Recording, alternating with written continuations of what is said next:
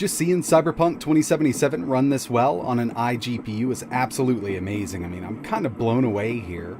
With that faster DDR5 RAM, this has definitely turned out to be the most powerful iGPU we've ever seen.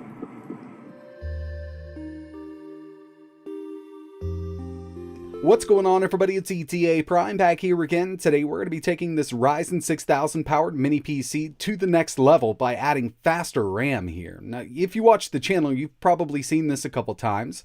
This has really turned out to be one of my favorite PCs of 2022. It's the MINISFORUM UM690. This is powered by the AMD Ryzen 9 6900HX, and as you might know, with these newer 6000 series APUs, we've got RDNA 2 based graphics. And usually there's not a lot we can do to kind of up the performance of integrated graphics, but with these new 6000 series chips, faster RAM is really going to help out, and this does support DDR5. Out of the box, the UM690 is going to be coming with 4800 MHz RAM, but in this video, we're going to add 6000 MHz DDR5 to this and unlock a lot of performance. But before we get into it, I do want to mention that this video is brought to you by URCD keys. I've actually been using this site for a couple years now. They do offer Steam keys, Origin, Uplay. They even offer Microsoft applications like Office, but the main reason that I use URCD keys is for their Windows keys. Right now, their Windows 10 Pro OEM key is $19.84, but if you use code ETA at checkout, you can get 25% off. And another great thing about buying from here is they do accept PayPal. I just did this build here. I need to activate Windows. I'm going to head over to my updates and security. We're going to go to activation. As you can see, I've got Windows 10 Pro, but it's not activated. So I'm going to change product key. I'm going to paste it in here, choose next, choose activate, and Windows is now activated. We're ready to go. My warning is totally gone, and basically that's it. They'll email your code once your payment is processed, and that's basically it. If you're interested in picking up cheap Windows 10 keys for your new PC builds, I'll leave a link in the description. Okay, so the first thing we need to do is get that new RAM inside of the UM690. It's actually pretty easy to pull the bottom off. There's just 4 screws. And I do want to mention that MINISFORUM doesn't condone or recommend overclocking the RAM that comes in this. Now from the BIOS, we've got that setting to take the RAM up. So what I've done is just picked up some faster RAM. It's actually DDR5 5600 MHz. But with a little bit of tweaking, I was actually able to get this up to 6000 MHz very stably in the UM690. If you pick one of these up that comes preloaded with RAM from MINISFORUM, you're going to get Kingston RAM. But what I've got here is some Team Group Elite DDR5. This is their 5600 MHz version, and they only sell this in 16 gigabyte sticks, so I did have to buy 2 16 sticks here, bringing it up to a total of 32 gigs of RAM in this mini PC. But at the time of making this video, this is the fastest SODIMM DDR5 that I could actually find on the market. I know Hynix has some 6400 MHz coming down the line, but nobody is selling it just yet, at least to the public. So I've got the RAM installed, but now I need to do a little bit of tweaking from the BIOS, and I'm also going to show you a few other settings that I use from the BIOS and in Windows just to get better performance out of this PC. As soon as you boot the UM690 up, just press delete on the keyboard a few times. It'll bring us right into the BIOS. It's going to state that this RAM is running at 4800 MHz because we haven't adjusted it yet. So from the BIOS, I'm going to go to Advanced, SMC Common Options, and from here we've got a few settings that we can change, like the TDP and the RAM speed. Plus we can adjust the fan curve if we want to. And as you can see, it's set at 4800 MHz. We can take it right to 5600 MHz given the RAM speed that I'm using now, but I've done some testing and I've actually been able to take this Team Group Elite RAM up to 6000 MHz in this PC. So for the memory target speed, I'm going to go to 6000. And if everything worked out correctly and the RAM can handle it, it will be at 6000 MHz.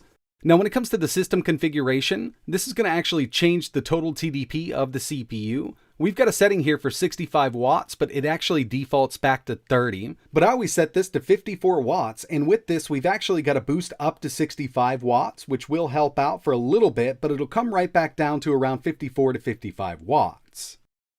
Alright, so here it is. I'm running Windows 11 Pro. Give you a quick look at the configuration here. As you can see, we've got that Ryzen 9 5900HX, 8 cores, 16 threads, and this is an amazing APU. I mean, those higher wattages really help out with this. Moving down to RAM, as you can see, we've got 32 gigabytes of DDR5 running at 6000 megahertz. And the reason this is going to help out with our integrated graphics performance is because these iGPUs use system memory or RAM as VRAM. When it comes to a dedicated GPU, it's got its own VRAM built in. You'll see something like the RTX 3060 listed with 12 gigabytes of GDDR6. Now that's a lot faster than our DDR5, but we're running this at 6000, which in turn is a lot faster than DDR4 or even the stock configuration of this mini PC running at 4800 megahertz. So I've got everything set up in Windows and the BIOS. Now it's time to see how this thing performs. And first up, we've got Forza Horizon 5, 1080p, medium settings. We're getting an average of 91 FPS out of integrated graphics with this game at 1080p. This isn't the hardest one to run. I mean, it's a very well optimized game. And if you did want to do 120 FPS with this, you could go down to 900p medium settings and lock it right there. It'll run it all day. The next thing I wanted to do was just run a few benchmarks and give a comparison between the 4800 MHz RAM and the 6000 MHz RAM that we're running right now. First one here is 3D Mark Night Raid. With that 6000 MHz DDR5, we got a 29,477. And with 4800 MHz RAM, 25,757. So yeah, we're definitely seeing a little bump here. Next up, we've got Fire Strike on 6000 MHz RAM, 7,450. And on 4800 MHz, we got a 6,566. And with Time Spy, we finally broke the 3,000 mark on integrated graphics. We actually got a 3,142. And on 4800 MHz RAM, 2,852. I was actually really surprised that we were able to break that 3,000 mark. I mean, a little over here, and I've been trying to do this for a while. So adding this RAM to the 6900HX definitely helps out with GPU performance, but these are synthetic benchmarks. Let's see how this thing can really game. Spiderman Miles Morales. I was actually really impressed with the performance here, given that this is a newer AAA game. I've done a lot of testing with, the new Spider-Man remastered and this on all kinds of integrated graphics. This is the best performance that I've seen so far, even when you compare it to like the 6800U with that faster 6400 MHz RAM.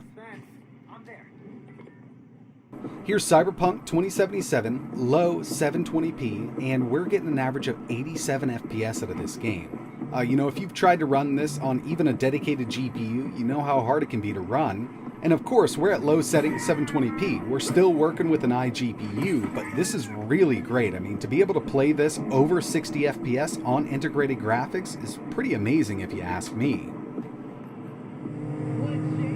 GTA 5 was another one that ran phenomenally on this little setup here. We're getting an average over 101 FPS out of this game, 1080p normal settings. I know it's an older one, but it's still a lot of fun to play, and it runs very well with this mini PC.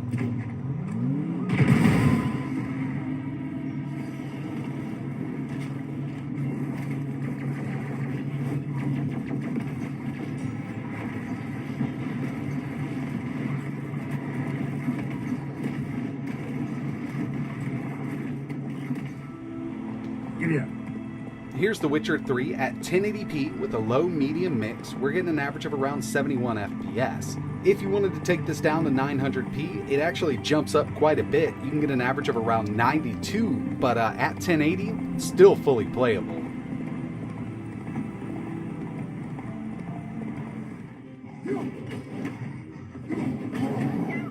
And finally, God of War 720p original settings. Now, ever since this game released, I've been really trying to get a steady 60 out of it with integrated graphics, especially Radeon, be it Vega, or even the RDNA 2 graphics.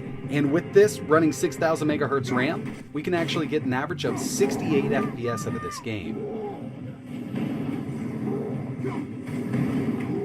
So obviously, adding faster RAM to the 6000 series powered mini PCs is going to up that GPU performance, and of course we're going to see more powerful iGPUs in the future. Hopefully we get RDNA 3 in a desktop variant. That's really all I would personally need. If I could play my favorite games, even just locked at 60 1080p, then I'd be perfectly fine with a setup like that. But when it comes to integrated graphics, right now, at the time of making this video, these are the most powerful integrated graphics that I've seen so far. I mean, even compared to something with LPDDR5 RAM running at 6400 megahertz, since the Radeon 680M in these H-series Ryzen chips actually runs at a little higher clock, 2400 megahertz, as opposed to 2200 megahertz, and on top of that, having beefier CPU cores with the HX really does make a difference. But yeah, this thing's awesome, especially with that faster RAM. Really appreciate you watching. Let me know your thoughts in the comments below, and as soon as we can get something more powerful, I'll definitely be getting my hands on one and making a video. If you have any questions, let me know down in the comments, and like always, thanks for watching.